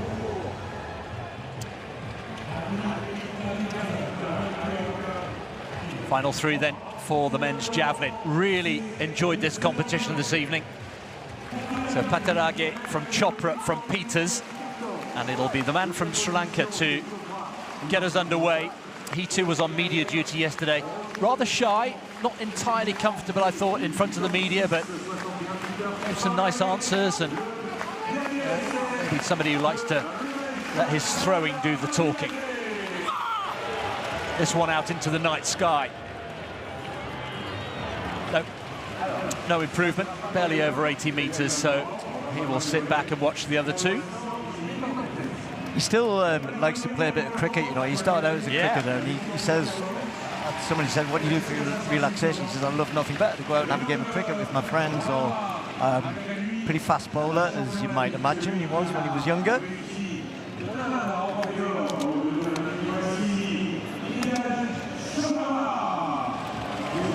Always an option, and cricket is so big in Sri Lanka, India, Pakistan, that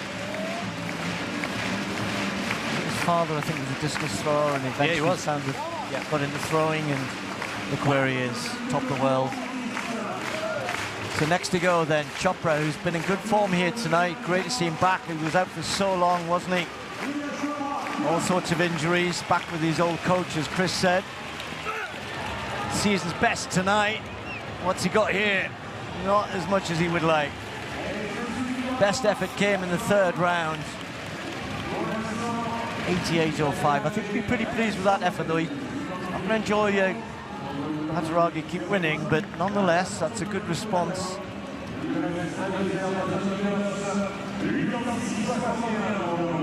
Best this year. Maybe we can look forward to these two having some good competitions as the season kind of gets to the... Got Diamond League final coming in Brussels, the new Ultimate Champs as well. Lots to look forward to for the world's best. And these two certainly right up there.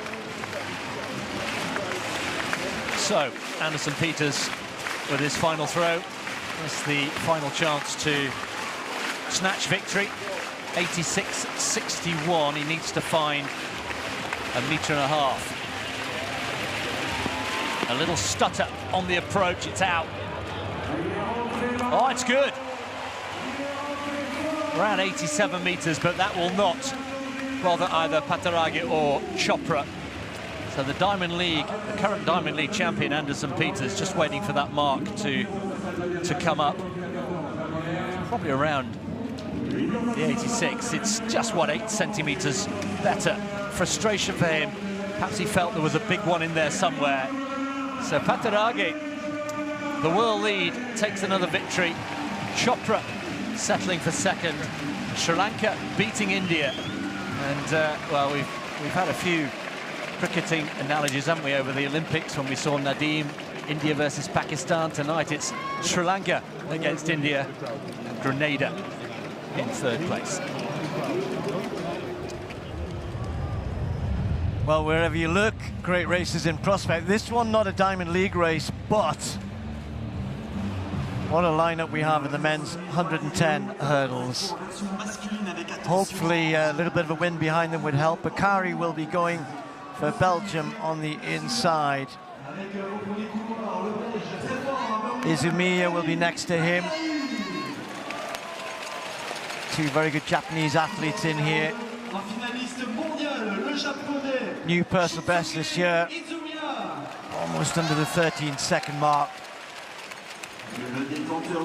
Now, Kendry Menendez, brilliant talent, yet another one from Cuba. 13:23, down to just outside 13 seconds this year, based in Qatar. Jamal Britt, the only man to have beaten Jacoby Tharp, the new world record holder. Jamal Britt in the form of his life. Then Jason Joseph, the new European champion, will get a huge cheer from his home crowd here. Three of his best times ever have come when he runs in Switzerland. Loves a home crowd. Broke the world record in the heats of the NCAA championships. Still just 20 years of age. The new world record holder, 12.75, Jacoby Tharp of the USA. Orlando Bennett, world silver medalist. He goes in lane 7. And then Tatsuki Abe from Japan in lane 8.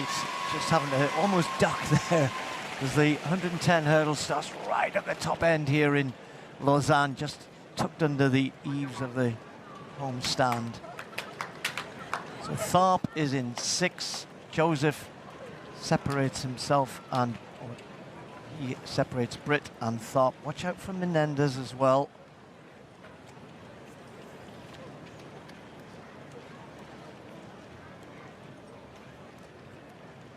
Tharp has come out with some great quotes about his fast race that said you've got to dive into the danger.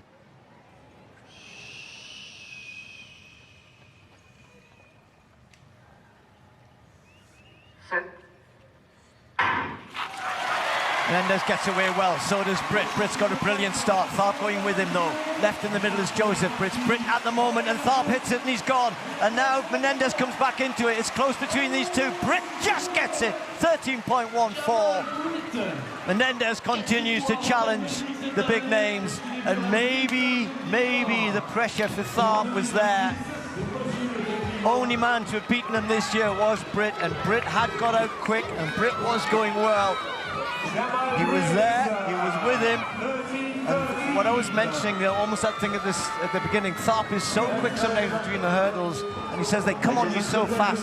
That thing about diving into the dangers, you've got to trust yourself. Well, he didn't get it right here. He's okay, he's finished, no harm done, but Britt proving again. You know, Chris, at the beginning of the season, he ran 13:07 3 times, I think, or maybe was it maybe 4? I'm just going to look down here. And he couldn't get under 13 seconds, and 4 times it was. And then once he's done it, 3 times, he breaks it, and he's got so much confidence now. Great race. It was a great race. And Britt and Tharp obviously not this evening, for reasons we're about to just see again, have dominated this event this year. It's amazing. I mean, Grant Holloway feels like a lifetime ago, doesn't it? The event's moved on. We've got a new world record holder in Tharp, 3rd from left of picture, but you're right. I think that comment you made at the start of the race, where he's so quick and so aggressive out, probably cost him. But Britt, yes. I mean, a year ago, he had no sponsor, and he was sitting in his apartment with no power. I mean, he was literally struggling for money, and now look at him. He has got a sponsor, and he's winning races regularly and making a really good living on the Diamond League circuit. Yeah, he's a great lesson in don't give up. You know, he said, I think in 24 he was on the verge of, he couldn't pay for his electricity, he had, had no money coming in. He said, I'm going to give it one more go. I'm going to give it another chance to try and, just see if I can make something of this. And as you said, since then, really, since the winter of 24-25, it's just got better and better and better for him. And he's winning these big races. He's performing on the Diamond League stage as well as anybody. Yes, Tharp's the quickest. All right, Balde in the long jump. It's better after a couple of no jumps. The world indoor champion. Surprise, you have to say, world indoor champion. Yeah, you would say that. I don't think that's being unfair. Just keep watching the wind on that back straight, Chris. Slight width, slight against. It can't make its mind up, can it? It's been unpredictable. Way behind the board there as well. Good enough, though, to move him into third. So crowd thoroughly enjoying this men's long jump competition. Boyukov, the Bulgarian, in round 4. Lying down in 6th place. Pretty generous on the board. It is legal. Looks to be the best of his efforts so far. He won the Bulgarian Championships. He won 3 events. He jumped 228 in the high jump, triple jump and long jump. Looks a bit tired today. It was great European champs for him. And, yeah. Well, that's... we'll carry on in the back straight, but all eyes will turn in this stadium and elsewhere to this young woman who is making all of the headlines. Women's 800 next. Yes, not just a darling of the Swiss crowd here, but you have to say the hottest property, with all due respect to Keely Hodgkinson and Georgia Hunter-Bell and others, but everybody is talking about Audrey Verreaux. And with that comes talk of the world record. We'll be back there very shortly. Hammer struggling tonight. 782 first round, 2 no jumps after that. Yeah, watching the wind most. I'm looking over at the wind sock. It's not doing much at the moment. Why wait for his coach to give him the thumbs up? Or whatever he's going to give him.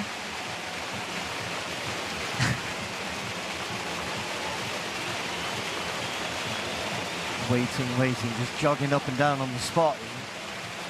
Clock's ticking as well. Here he goes.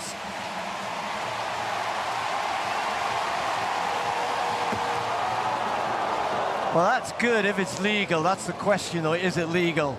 No. No. It's a shame, because it was a good jump. That's 3 in a row now for him. Just over. Not much. Not much. That was a good effort as well. He knows it. Stays back in 7th.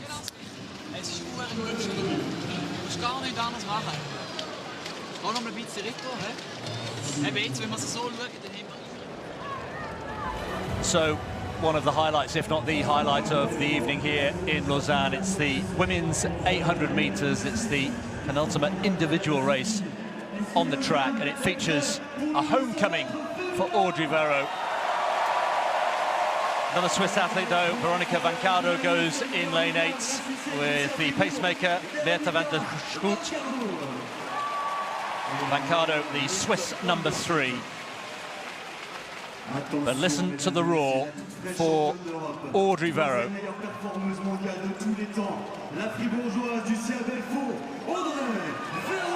What an emotional week it's been. She's taken it in her stride. She is big box office business here. Brodersbol, first season, remember, running the 800 meters. 4 times she's won the event here in the 400 hurdles, but life has moved on. This is only her 8th competitive 800 meter race outdoors. Lilian Adira, world champion in Tokyo last year, had to settle for silver in Glasgow. Tactically very poor, outwitted by Hunter-Bell on that occasion. Prudence Sekadiso goes in lane 4, the former world indoor champion from South Africa. Saida Tese from Ethiopia, only just 18 years old, shares the lane with Valentina Rossamilia from Switzerland. Addie Wiley, the US number 2, is also in this race, got a maiden victory in Doha early this year alongside Oretile Nove and Sage Herta-Klecker, trying to build on that breakthrough season from last year. But Audrey Verreaux, everybody's talking about the world record. It is inevitable. She says she feels physically she's capable of doing it one day, but she's not worried about it. It will come when it comes. Women's 800 metres. Well, a meeting record set here last year by Keely Hodgkinson, 1:55.69. And Audrey Varro in the press conference yesterday was asked what would be the ideal split time at 400 if you were to break the world record. She said 55.50. And by coincidence, that's what they've asked for today. And the pacemaker, Van der Schroet, comes across, and Varro, centre of picture there with the crowd roaring, immediately making her presence felt here. Not going entirely with the pacemaker, a little bit of a gap there, and then it's Broder's ball, and then the diminutive Ethiopian as well. But into the home straight they come. Crowd on their feet already. We've still got one lap to go, folks, but already the Varro effect is taking effect. Yeah, pacemaker just went off a little bit hard through that first 300, and Audrey's just trying to peg back a little bit. She's got a better clock in her head. Look, the pacemaker, that's too quick. 54.64, that's not helping. But she now has to just control herself, control the pace, which she's doing really well. And then the young 18-year-old has gone onto her shoulder. Femke must be thinking, who's this? Who's this, yes, and what a difference in height down the back straight then. Varro controlling the race, so mature, still only 22 years old, just a little bit of a glance left and right up at the big screen.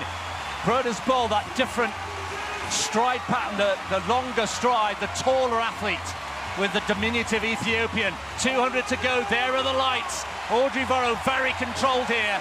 She's unbeaten outdoors this year. The lights just started to get away. She must be very tired. She's done a lot of racing, but this is a very mature performance. Audrey Varro being roared on by the home crowd. Broder's ball coming back at her though as well, finishing strongly. Audrey Varro has to be careful here. Broder's ball isn't done yet. Just about hangs on. Varro gets it. 1:55.33.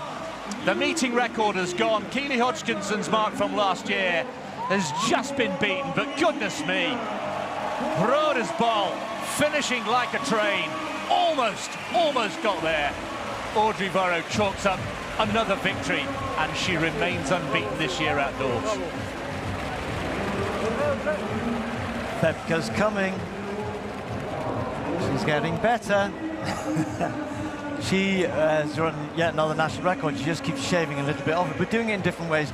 I think Audrey's, I'm so impressed with her, so full of admiration for her, but I think she's right. She needs to be patient.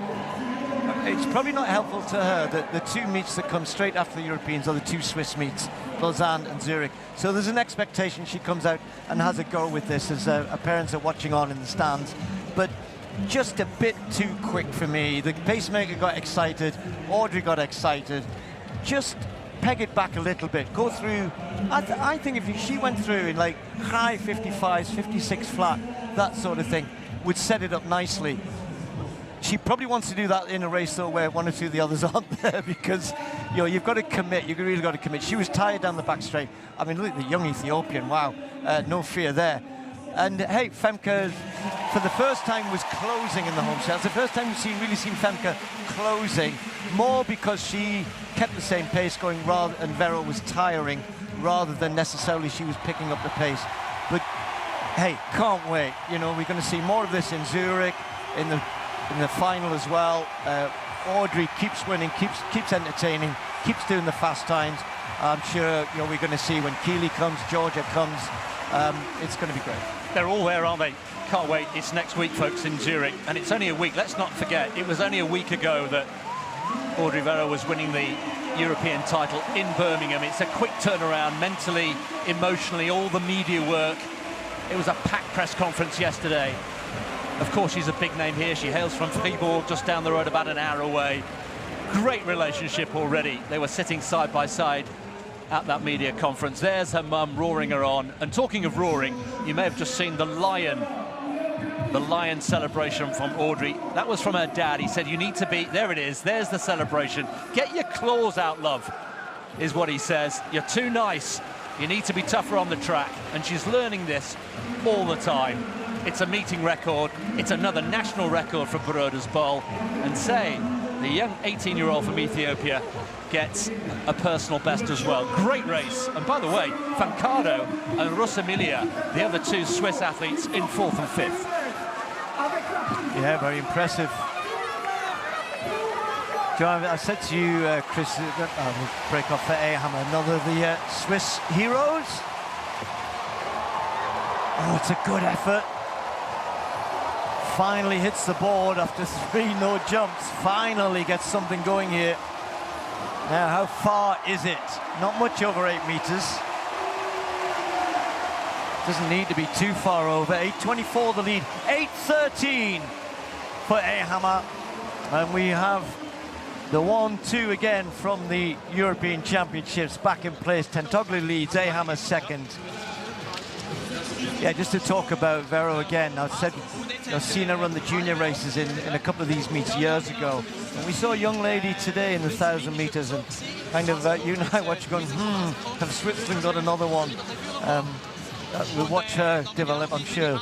But Switzerland are producing lots of good runners at the moment, lots of distance runners as well, which is great. As well as a decent long jumper who's just moved into second. There he is, Boskovic from Serbia. Into round 5. Oh, that's decent. That is really good from Boskovic.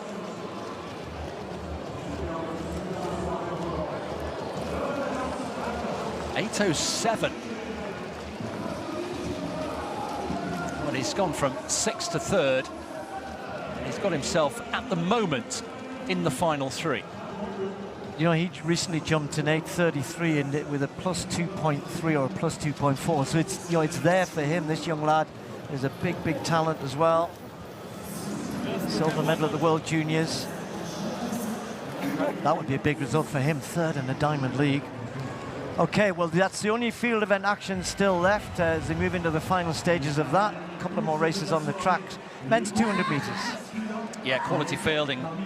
Features the Olympic champion, the Commonwealth Games champion, Swiss champion as well as the European silver medalist. There is Timothée Mumenthaler. Shared bronze in Birmingham with the Italian De Salu, not able to retain his title. Here is the Olympic champion, Letsili Tebogo. Admits that he's not in 19.5 shape at the moment. He's been in hard block of training, hasn't been racing competitively, but you would still back him to be the hot favourite for this race. Makananakeshe Charamba from Zimbabwe made the Olympic final. 2 top 3 finishes in the Diamond League this year. Now, this man was really impressive in Glasgow at the Commonwealth Games. The new champion, Tenesifo Dambile, really, really impressive in terrible conditions. Jose Figueroa from Puerto Rico, the newly crowned Central American and Caribbean champion, only 21 years old, look out for him. Now, Zarnell Hughes had a disappointing Glasgow Commonwealth, but a brilliant Birmingham European Championships individually and in the relays. Brandon Hickling from the USA goes in lane 2 as the US number 2, and his compatriot Courtney Lindsay, semi-finalist at the Worlds in Tokyo over 100 and 200 meters. Tebogo has won his last 2 races in Lausanne. It's a happy hunting ground for him. He goes in 7. So Hughes from Great Britain in 3. Figueroa, Puerto Rico, goes in 4. Dambile, the Commonwealth Games champion, in 5. Charamba, Zimbabwe, in 6. Tebogo in 7. Mumenthaler, the home favourite, left of picture, in lane 8. Final individual race of the evening on the track. Men's 200 metres.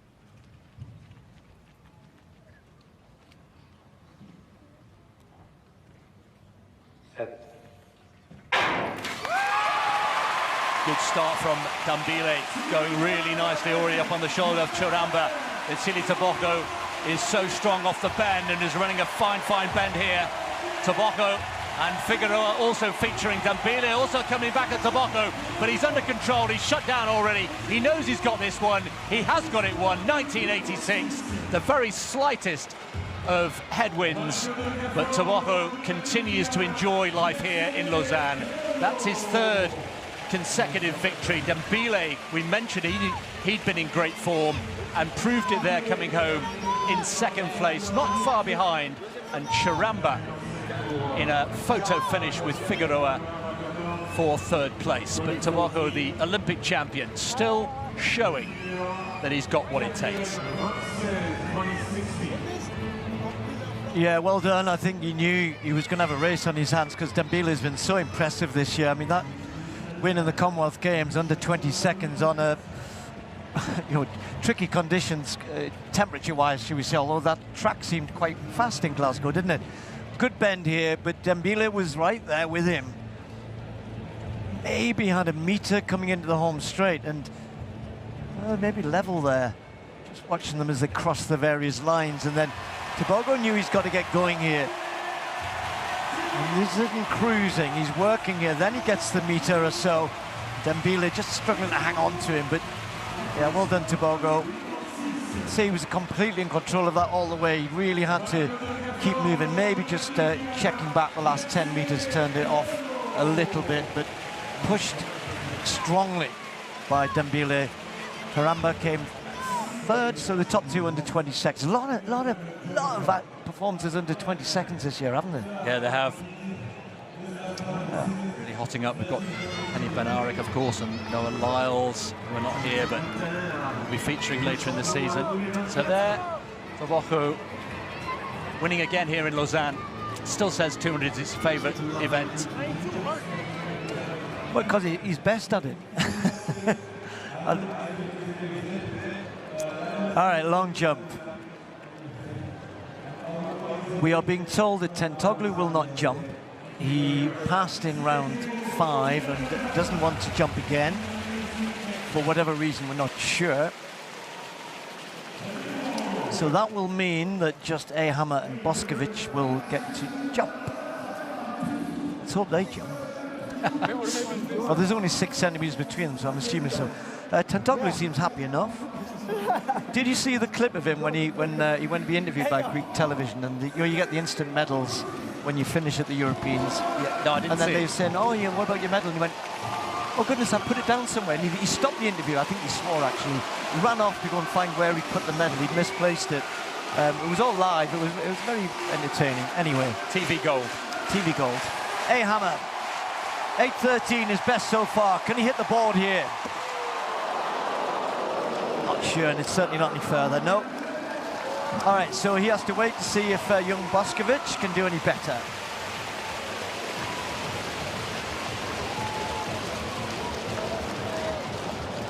Yeah, it was a big foul. So Tentoglu sitting pretty there at 8:24.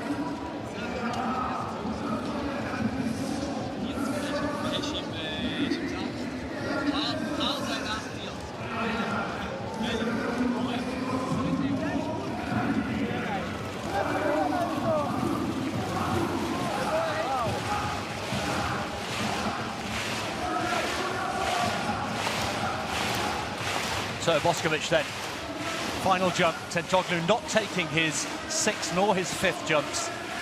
Boskovic needs to find 6 centimetres to draw level with Hammer. Then we're into the next best jumps. That looked very close to being a foul to me. It was a foul. So it's as you were, and Tentoglu wins the competition with just 4 legal jumps for the evening. Good effort from Boskovic, and Hammer pleasing the home crowd, but just falling short, as he did in Birmingham last week.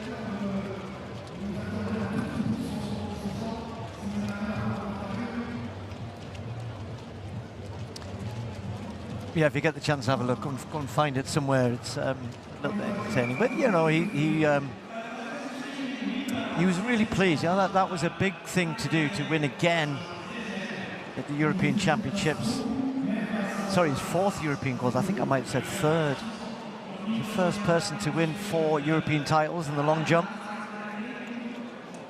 On the men's side, I think. Yeah, and he's just back to, I'd say 100% best, but he's not far off, is he? No, he's had his injury problems over the years, and of course we've got Falani, who's out as well at the moment, the rest of the season. You know, what was strange in that championships is that they jumped into the wind. There was an obvious direction they could have jumped, and they didn't. And he still did 8:44. It's impressive. Maybe if he'd got a Jazz Sawyer's blanket, it might have been a bit further. And sunglasses. Yeah, worked. The image of the champs, or one of the images of the champs. The images there being taken by Lobalu.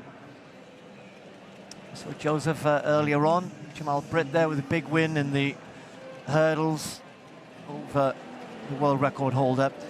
Well, it's traditional here in Lausanne to finish with a relay. It's a women's relay this time.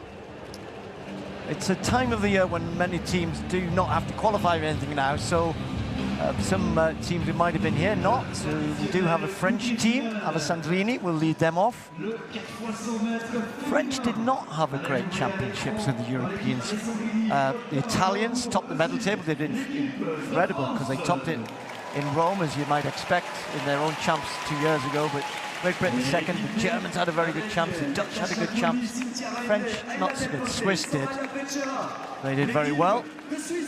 So this is the second team for Switzerland. They are having pretty much their A team, and then the Dutch have got a team together, which I'm just checking. It has Lieke Klaver on the final leg. He's at the top of the home straight. Roloff, De Blau, who ran in a 200-meter.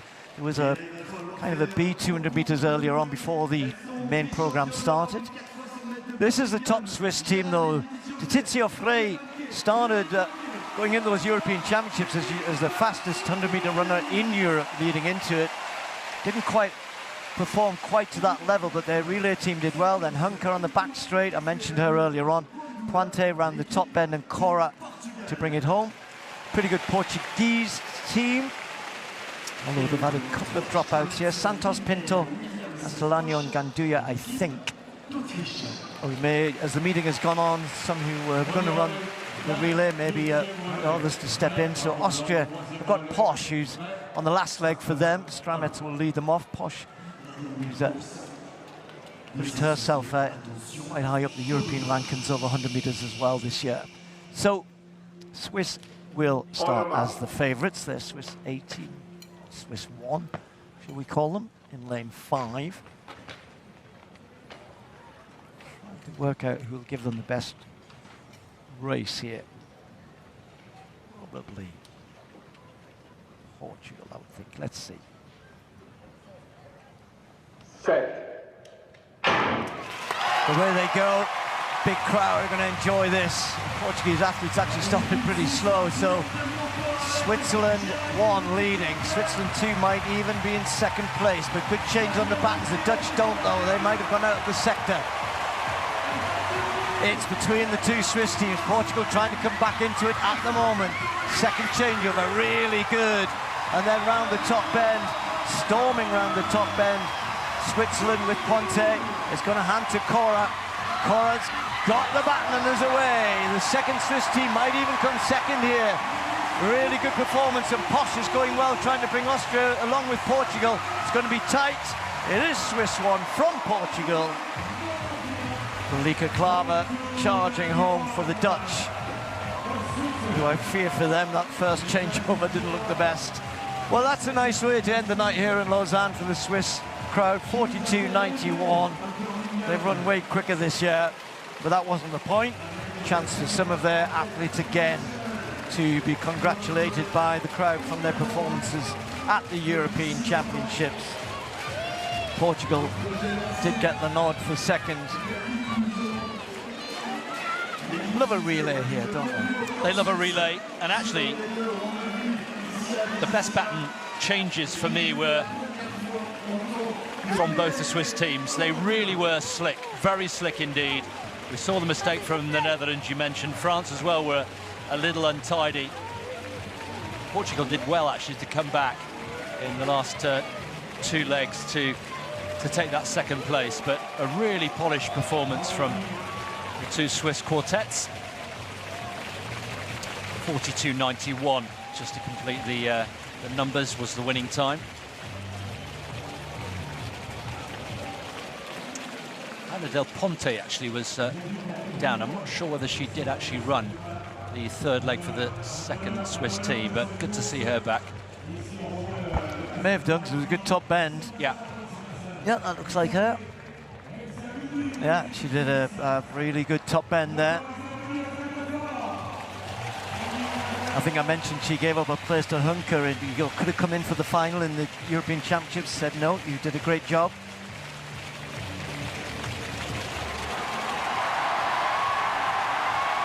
Well, no disqualification for the Dutch there. I didn't quite see. From where I'm sitting, I look very close to being out of the sector on that first change. But hey, it's all a bit of fun here at the end.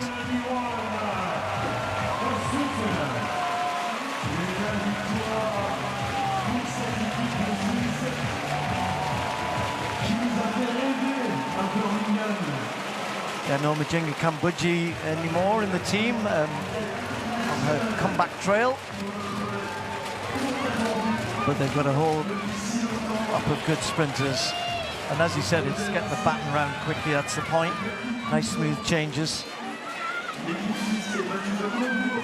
Portuguese weren't that far off their national record, a couple of tenths. Well, it's been another great night here in Lausanne. We'll be moving on very quickly to Silesia. Chris will be heading there. And then Zurich next week. The final points on offer for all of the athletes trying to cement their place in the final, which was in Brussels. All happening pretty quickly over the next 10-12 days or so. But for now, the Swiss can celebrate another winning relay performance. Lots to look back on tonight. Some great races. I know they were hoping for 1 or 2 records, maybe just after championships. It's asking a bit much for some of the athletes, but we still had some fantastic races as well. Quite a few meeting records. I'll probably look back in a minute or so and just try and pick out the best ones. And Audrey Verreau, I'm sure, will go on next week to Zurich in particular, when that women's 800 will continue with the Brits coming and joining the party.